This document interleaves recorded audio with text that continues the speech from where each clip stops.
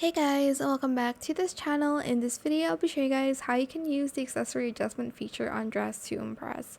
So to unlock the accessory adjustment feature, you do need to play 30 rounds of Dress to Impress, which I've already done that.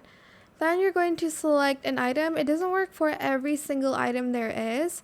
So I'm just going to select this crown here. And I am just going to select this icon for the accessory adjustment feature. So there's a position feature. X is moving it left and right, Y is moving it up and down, and Z is moving it forwards and backwards.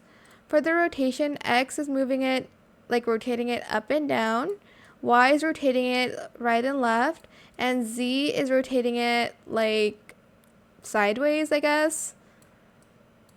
Scale is just like making it smaller and bigger. To reset everything, just press the reset button and it's going to go to the default mode. Here I'm just going to make like a really small crown. Like so, but that is how you can use the accessory adjustment on Dress to Impress.